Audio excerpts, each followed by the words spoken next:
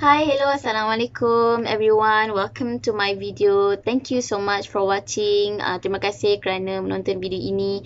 How are you? I hope everyone are doing great and dalam keadaan sihat sejahtera. Dan pada ibu bapa yang belum mengenali saya, let me introduce myself. My name is Nur Amalina binti Muhammad Osman and I am a teacher at Sekolah Kemasaan Taman Damansara Alif. Okay, so untuk minggu ini, for this week, kita akan masuk past simple tense part 2. Sebelum ini, kita dah tahu sedikit dalam past simple tense part 1 di dalam video yang saya upload sebelum ini. So, without wasting our time, let us jump into our lesson. Okay, so what we will discuss today, apa yang kita akan bincang dan belajar untuk hari ini. Yang pertama adalah regular and irregular verb. Okay, tentang irregular and irregular verb. Apa perbezaan antara regular dengan irregular verb ni. Okay, number 2 is past simple in question. Maksudnya, macam mana kita nak cakap sesuatu perkara yang telah lepas tapi dalam bentuk soalan. Okay, yang ketiga adalah past simple in negations. Macam mana kita nak cakap perkara yang telah berlaku tetapi dalam bentuk penafian. Okey, seterusnya kita tengok dulu past simple tense. Apa maksud past simple tense? Okey, kata kerja yang menunjukkan telah berlaku. Kata kerja ataupun perbuatan yang telah berlaku. Contoh kata kerja ataupun verb. Verb ni dalam bahasa Inggeris adalah kata kerja. Okay, dalam bahasa Inggeris kita ada verb, kita ada noun, kita ada adjective. Tapi untuk hari ini kita main dengan verb dulu. Okay, so apa itu verb? Verb ini adalah perbuatan. Ataupun kata kerja, actions. For example, like reading, membaca, swimming, berenang, eating, makan, sleeping, tidur. Kemudian apa lagi? What else? Running, berlari dan sebagainya. Apa-apa bentuk kata perbuatan ataupun actions, itu adalah verb. Okay, jadi past simple tense adalah kata kerja yang telah berlaku ataupun telah lepas. Okay, kita tengok ada kat situ. Past maksudnya lepas. Senang saja. Ingat past, ingatlah lepas. Okay, so specific time kat situ maksudnya adalah in past simple tense. Okay, kadang-kadang ada menunjukkan waktu. Okay, clue-clue yang dalam ayat kita tahu bahawa itu adalah past simple tense ataupun past tense. Perkara yang dah lepas adalah tengok ayat tu ada waktu tak. Contohnya last week, last month, yesterday, last night, this morning, pagi tadi dan sebagainya, last year. Okay, kalau ada perkataan-perkataan last, maksudnya itu menunjukkan past simple tense ataupun past tense telah berlaku. Okay, next let us look at the past simple tense examples. Okay, kita tengok contoh-contoh past tense. Okay, yang pertama, number 1, last week I went to the cinema. Pada minggu lepas, saya telah pergi ke panggung wayang. Okay, number 2, yesterday we played at the playground. Semalam kami telah bermain di playground. Okay, di taman permainan. Okay, number 3, my brother walked to school this morning. My brother walked to school this morning. Pagi tadi, abang saya telah berjalan ke sekolah. Dekat situ ada clue past tense dia. Okay, daripada perkataan walk tadi tu. Okay, sebab ada penambahan ed dekat belakang walk. Okay, number 4, last night we were at the shopping centre. Semalam tadi kami berada di pusat beli belah. Okay, so apa number 4 tu, apa perbezaan, apa petanda ataupun clue menunjukkan ayat itu adalah past tense, telah lepas. Clue dia apa? Clue dia daripada perkataan were. Kan? Were, was, itu adalah past tense. Okay, were, past tense untuk are. Okay, so class, let us jump into the lesson number 1, regular and irregular verb. Okay, so seperti yang tadi teacher dah cakap, dalam past simple tense kita kena kenal dengan verb. Sebab verb ni dia kembar dengan past simple tense, dia tak boleh pisah. Di mana ada verb, barulah ada past simple tense. Okay, verb tu apa? Tadi teacher dah cakap verb itu adalah kata kerja. Okey, kata kerja ni contohnya action lah, perbuatan. For example, read, membaca, eat, makan, sleep, tidur, what else, run, berlari, any action. Segala perbuatan itu masuk dalam verb. Okey, sekarang nampak dekat situ verb ada dua jenis. Ada dua jenis verb. Satu yang regular, yang kedua adalah irregular. Okay, apa beza regular dengan irregular? Regular ni adalah verb ataupun kata kerja ataupun kata perbuatan yang mana bila kita nak cakap benda tu telah berlaku, contoh kita nak cakap telah makan ataupun telah berjalan, okay, telah berlaku, kita kena tambah huruf ed dekat akhir perkataan verb tersebut. Kalau untuk irregular ni adalah kata kerja yang mana kata tersebut bila kita nak cakap benda itu telah berlaku, maka kita kena ubah ejaan dia. Okey, dia tak sama macam regular. Kalau regular, kalau kita nak cakap benda tu, perbuatan tu dah berlaku, senang sahaja. Kita cuma tambah ed. Tapi kalau kita untuk irregular verb ni, kita kena ubah ejaan dia. Okey, ejaan dia berlainan, tak boleh tambah ed. Tak semua, maksudnya tak semua verb kita kena tambah ed. Ada yang kena ubah ejaan. Lepas tu ada orang tanya, teacher, macam mana kita nak tahu perkataan ni regular ke irregular? Verb ni regular ke irregular? Macam mana kita nak kenal? Macam mana kita nak tahu? Okay, senang saja. You have to remember. Okay, untuk belajar-belajar saya, I already gave you a list regular verb dengan irregular verb. Okay, anda boleh hafal, kamu boleh hafal. Banyakkan membaca dan kena ingatlah untuk memudahkan kamu semua. So, next, tengok dekat atas ni, regular verb. Okay, regular verb. Ini adalah, this one is the examples, contoh-contoh for regular verb. Okay, macam tadi, I already told you, regular verb adalah perkataan ataupun kata kerja yang kita perlu tambah huruf ed dekat end of the words, dekat akhir perkataan tersebut. Okay, look at the example number 1, walk, berjalan. When you want to say telah berjalan, macam kalau kita nak cakap telah berjalan, we have to put ed at the ends of the word. Dia akan jadi walked. Bukan walked, bukan walked. Sebutnya adalah walked. Ada bunyi d kalau kata walked. Okay, wash, mencuci. Kalau kita nak cakap telah mencuci, dia jadi washed. Okay, tambah ed dekat belakang tu. Next, jump, melompat. Bila kita nak cakap telah melompat, okay, we have to put ed at the back of the words, dekat end of the words, jadi jumped. Okay, jumped. Bukan jumped, jumped. Okay, next, talk, bercakap. Bila kita nak cakap telah bercakap, talked. Okay, next, play, bermain. Okay, bila kita nak cakap telah bermain, played. Okay, tambah ed, played. Okay, next, okay, cry, menangis. Bila kita nak cakap telah menangis, cried. Okay, cry. Okay, satu lagi, teacher nak kamu tengok pada perkataan cry. Okay, tengok past tense kepada cry tu, cried. Okay, ejaan dia C-R-I-E-D. Tak ada huruf Y kan? Mana pergi Y tu? Okay, dalam past simple tense, jika perkataan di akhir perkataan itu berakhir dengan huruf Y, okay, kemudiannya sebelum Y ada huruf-huruf konsonan. Apa itu huruf konsonan? Huruf-huruf selain daripada huruf A, E, I, O, U. Contohnya huruf B, huruf C, huruf D, F, G, H, J, K, L, M, N dan sebagainya. Yang selain daripada huruf A, E, I, O, U, okay, kalau belakang perkataan itu ada huruf Y, kemudiannya sebelum huruf Y ada konsonan, okay, Y itu kita kena tukar menjadi huruf I. That's why when you see the difference between play and cry, dekat atas play, kenapa Y itu tak tukar jadi I? Sebabnya sebelum Y itu ada huruf vokal, huruf A, E, I, O, U, nampak huruf A kat situ. That's why dia tak tukar.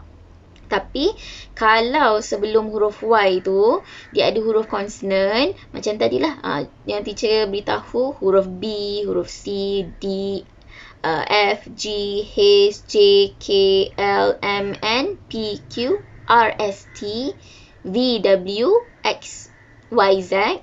Itu adalah huruf konsonan ya. Okey, kalau huruf Y, selepas huruf konsonan, Y itu kena tukar menjadi huruf I. Sebab itu cry dia jadi cried. Okey.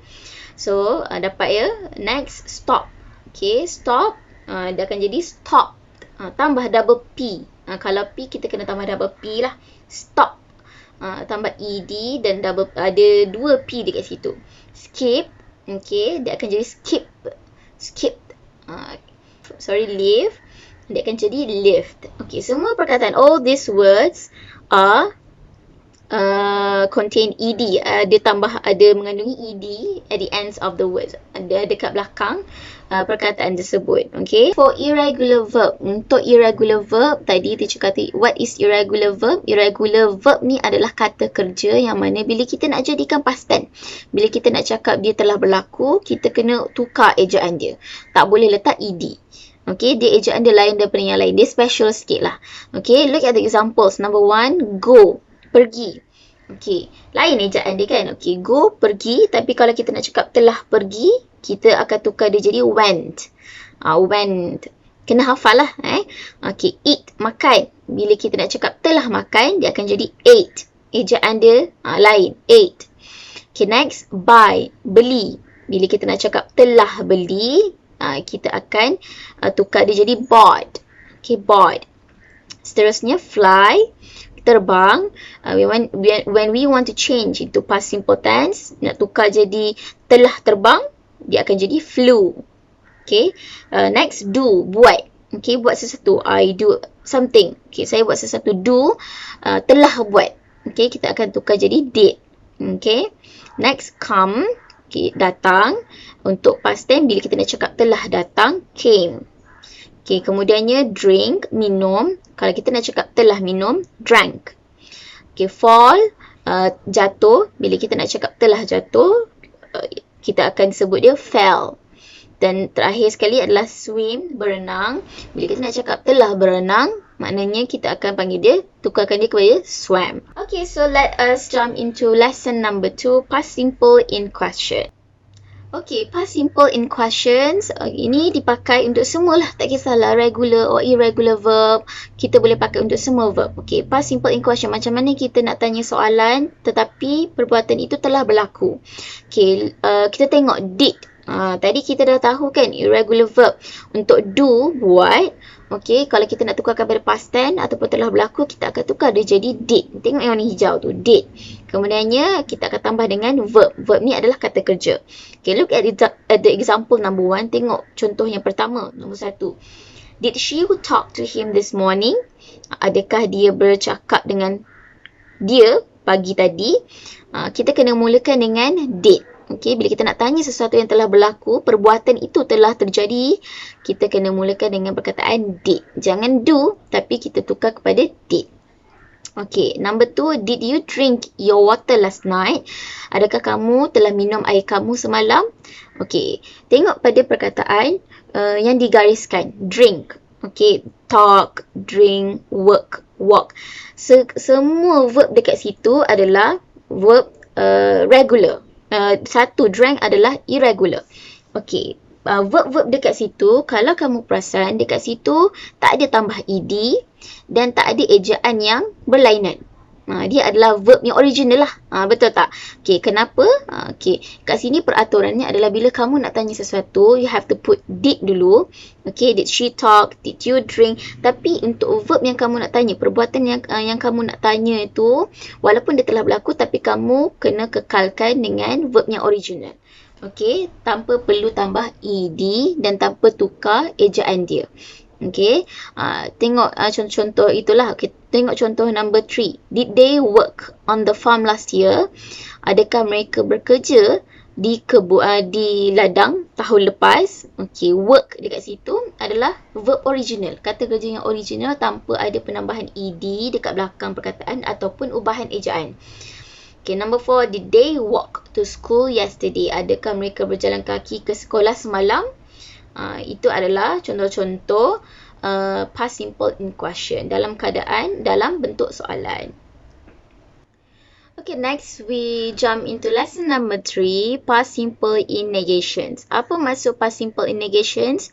Okay, maksudnya adalah kata kerja yang telah lepas tetapi dalam bentuk penafian. Apa itu penafian? Contoh-contoh benda yang menafikanlah yang tidak. Okay, yang no semua yang kita tak buat. Okay, contohnya I didn't drink, saya tak minum, saya tak makan, I didn't eat yesterday. Segala bentuk no, itu yang kita panggil negations.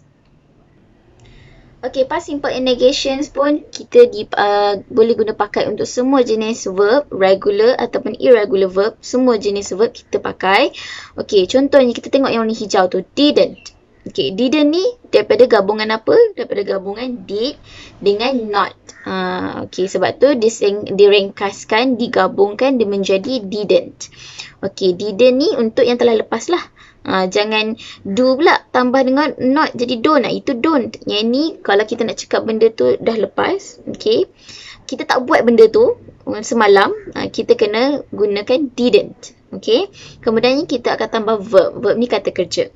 Okay, look at the first example, number 1. I didn't come to school yesterday. Saya tidak hadir ke sekolah semalam. I didn't come to school yesterday. Tengok perkataan words, underline words.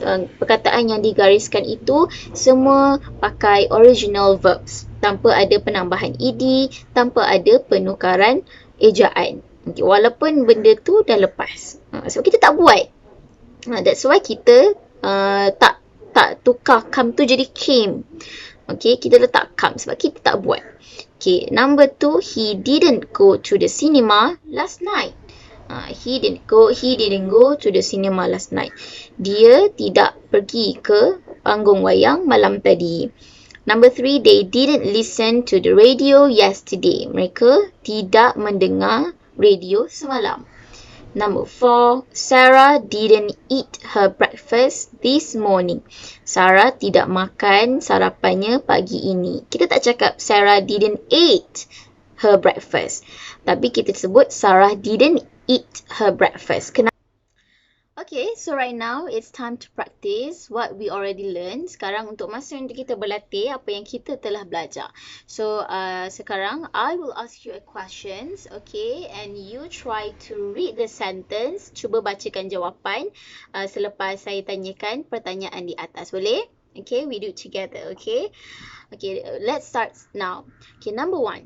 Did Sarah go to school yesterday? Did Sarah go to school yesterday? So the answer is no, she didn't go to school yesterday. Okay, very good. Okay, next, number 2. Did you play at the playground last week? Did you play at the playground last week? Adakah kamu bermain di taman permainan minggu lepas? So the answer is no, I didn't play at the playground last week. Okay, very good. Okay, next. Yang terakhir, last one, number 3. Did Adam eat his breakfast this morning? Did Adam eat his breakfast this morning? The answer is no, he didn't eat his breakfast this morning. Okay, well done. Good job, everyone. Give a big applause to yourself. Okay, that's all for today. Thank you so much for watching this video. Terima kasih kerana menonton video ini. And I hope everyone stay at home, take care of yourself. And inshallah, we'll meet again after this in the next video.